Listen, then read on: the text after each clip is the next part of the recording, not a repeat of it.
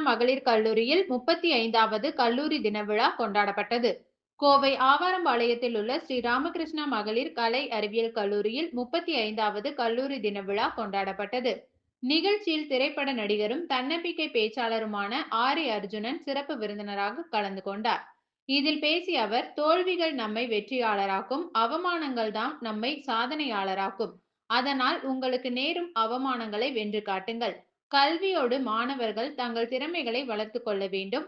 அதன் மூலம் சம்பாதிக்கவும், முறையாக முதலீடு செய்து பொருளாதாரத்தை நிர்வகிக்கும் ஆற்றலையும் பெற வேண்டும் என்றார். நிகழ்ச்சியில் சிறப்பு விருந்தினரும், கல்லூரியின் முன்னாள் மாணவியுமான அமெரிக்காவின் டிஸ்கவுண்ட் டயர் நிறுவனத்தின் குவாலிட்டி அஷ்யூரன்ஸ் பிரிவின் துணை மேலாளர் திவ்யா கனகராஜ் பேசுகையில், பெண்களின் வாழ்க்கையை வடிவமைப்பதில் கல்லூரிக்கு பெரும் பங்கு இருப்பதாக கூறி, மற்றவர்களோடு ஆக்கப்பூர்வமான நட்புறவு பேணுதல், நம் வெற்றிக்கு துணை நிற்கும் உந்து சக்திகளை மதித்தல், நம்முடைய பலவித திறமைகளை மேம்படுத்திக் கொள்ளுதல் போன்ற பண்புகள் நம்மை மேம்படுத்த உதவும் என்றதோடு, வாய்ப்புகளை கண்டறிந்து பயன்படுத்திக் கொள்ளவும் கற்றுக்கொள்ள வேண்டும் என்று கூறினார்.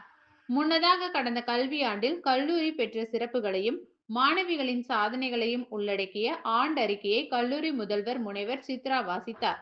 எஸ்.என்.ஆர். சன்ஸ் அறக்கட்டளையின் முதன்மை நிர்வாக அலுவலரும், ஸ்ரீ ராமகிருஷ்ணா மகளிர் கலை அறிவியல் கல்லூரியின் செயலருமான ராம்குமார் அவர்கள் நிகழ்ச்சிக்கு தலைமை தாங்கினார். நிகழ்ச்சியில் பல்வேறு துறைகளில் சாதனை படைத்த மாணவிகள் மற்றும் பேராசிரியர்களுக்கு பரிசுகளும், பெஸ்ட் அவுட்கோயிங் விருதுகள் வழங்கப்பட்டன.